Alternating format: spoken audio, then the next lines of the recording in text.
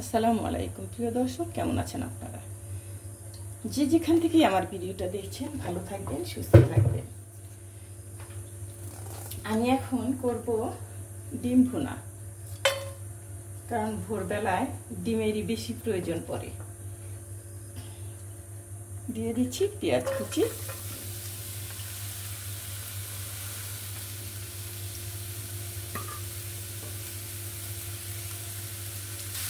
এখানে দিয়ে দিচ্ছি একটু লবণ,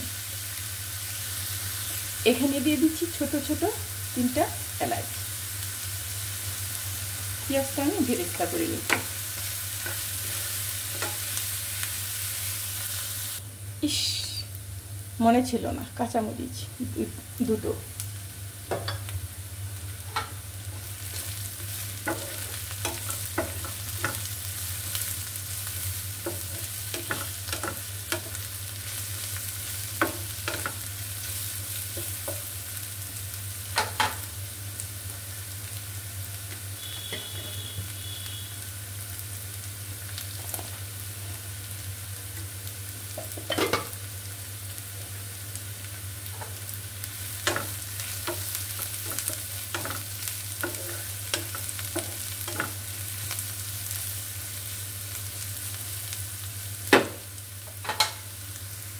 কিছু করার নেই, হলুদ অলরেডি দিয়ে দিয়েছি।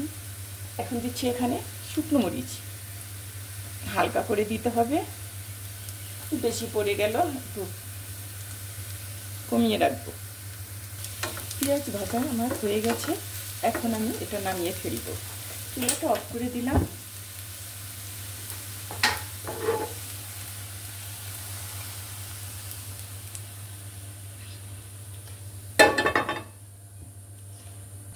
এখানে আমি হালকা করে একটু তেল দিব,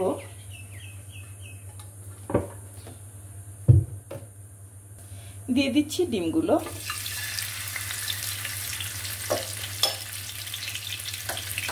জাস্ট একটু লবণ দিব, ছিটবে না।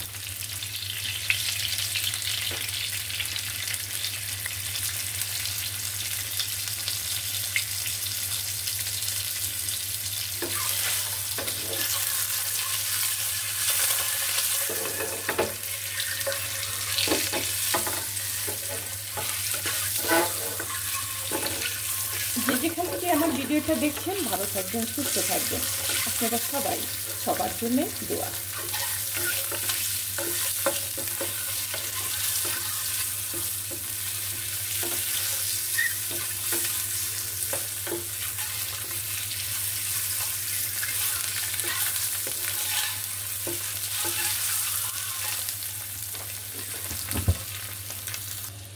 আমি এর মাঝখানে একটা কমেন্ট করে নিচ্ছি, কেমন আছেন?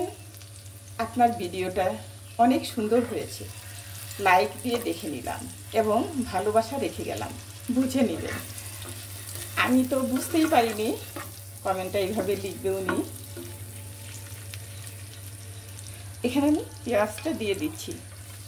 এখানে হলুদ একটু মরিচ এই জন্যই বেশি দিয়েছি যে আমার যে পেঁয়াজের মধ্যে যে কোনো কিছুই দেয়নি, কোনো হলুদ, কাঁচামরিচ দিয়েছি, হলুদ দেয়নি, এটা কালার হবে, দেখতে ভালো লাগবে।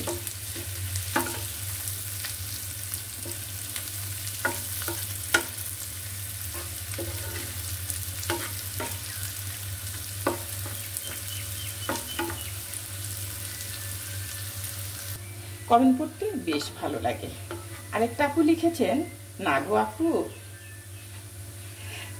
এটা সত্যি খুবই দামি একটা গাছ, তোমার ছাদ বাগানটা খুব সুন্দর, আর তুমি আমার মিষ্টি দিদিভাই, ভালো থাকবেন দিদিভাই, সব সময় পরিবারের সঙ্গে থাকবেন। দিদিভাই, আপনার কমেন্টটা পড়ে ফেললাম, নাম বলবো না, অনেকেই কমেন্ট করেছেন অনেক সুন্দর করে, আবার বেশ কিছু কমেন্ট পরে পরে দিব। ভালো থাকবেন, সবাই মিলে সুস্থ থাকবেন। ডিমটা আমি নামিয়ে ফেলব। দিদি ভাই, ভালো থেকো, সুস্থ থেকো, এটাই প্রত্যাশা। তোমার জন্য অনেক অনেক দোয়া রইল। পরের কমেন্ট,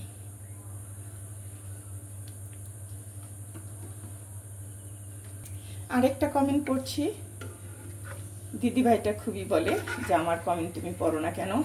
দিদিভাই আপনি কেমন আছেন? এই গাছটি কি গাছ? আলু গাছ?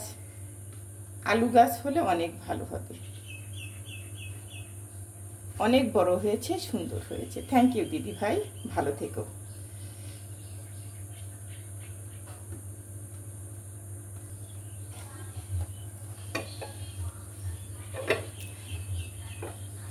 আমরা সবাই মিলে পরিবারের মতো থাকি, দেখা হোক না দেখা হয় না, কমেন্টে এত কথা, এত মিল, এত ভালোবাসা কখনো দেখিনি।